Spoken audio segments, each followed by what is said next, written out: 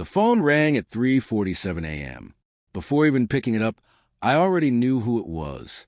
The air felt heavy, almost unnatural, too still, too clean, like the quiet right before a gunshot. "Your daughter is with us," the man said, his accent thick, lazy, dripping with authority. "We want $10 million by tomorrow or she dies." I didn't respond at first. I just listened to his breathing. The ocean breeze slipped through the curtains of the resort suite, carrying the faint laughter of oblivious tourists who still believed the world was safe. When I finally spoke, my voice was calm. "Do you know who I am?" He laughed, sharp and amused. "Just another rich fool who thought Mexico was paradise." I glanced at the empty bed where my daughter had slept hours ago. Her pink hair ribbon lay on the pillow, untouched. "I spent 15 years as the CIA's Reaper," I said softly. "I've dismantled 47 organizations bigger than yours." The line went dead. Outside, the sea whispered, the same sound it made whenever I buried someone I loved. By sunrise, I had already mapped their operation. 3 SUVs. For men on the beach. 1 handler monitoring the perimeter. I should have felt fear, but I didn't. Betrayal was what hit me instead, because I knew this wasn't random. 2 days ago, I had noticed my wife whispering on the balcony. How her voice dropped when I entered the room. The text she deleted too quickly. She'd claimed it was her sister. I hadn't argued, but the truth had begun leaking through. When the cartel called, I heard her inhale sharply. Not fear, recognition.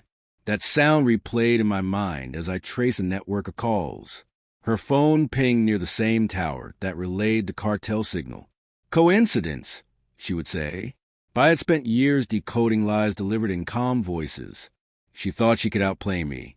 I moved through the morning like a ghost. Breakfast, coffee, idle conversation. The routine of a husband pretending he didn't smell betrayal on his wife's skin. While she showered, I mirrored her phone to mine. Every chat, every deleted file resurrected. Messages to a man named Carlos appeared. Promises, plans, and a single phrase that cut through me. "He'll finally pay." So that was it. I wasn't a victim of the cartel. I was a pawn in her game. I didn't confront her. Not yet. I sent one message. "I'll handle it. Stay inside. Don't call anyone." Then I drove into the city. A contact from my past awaited, one whose debt was sealed in blood. Within hours, I had every name tied to Carlos. Every face, every weakness. No weapons were needed. I had something sharper. Information. At 2 p.m., I sent the cartel boss's lieutenant a single photo, him at his daughter's school. No words, no threats, just a picture. By 8 p.m., my phone rang again. The same number. This time, his voice shook. "Who the hell are you?"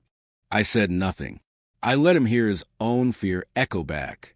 Returning to the resort, my wife sat by the window, pale. "They called," she said.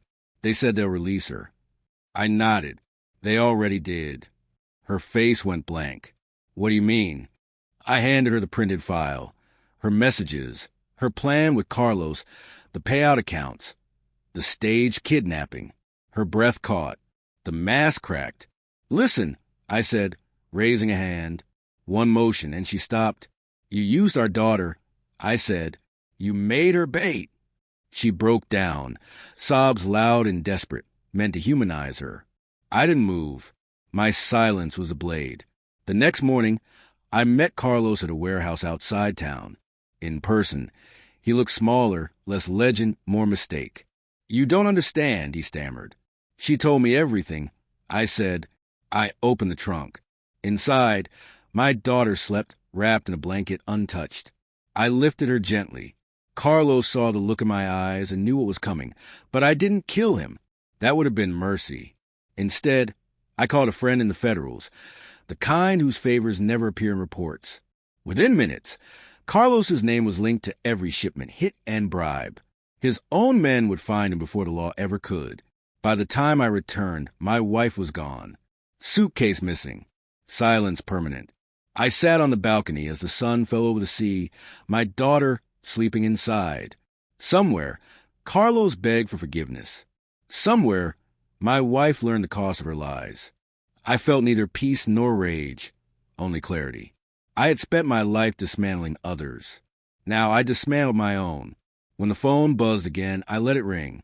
Some hunt to survive. Others hunt because it's all they know. And me? I answered the call. Thanks for watching. Don't forget to like, share, and comment. Subscribe to Cheating Stories Insight World for more incredible stories.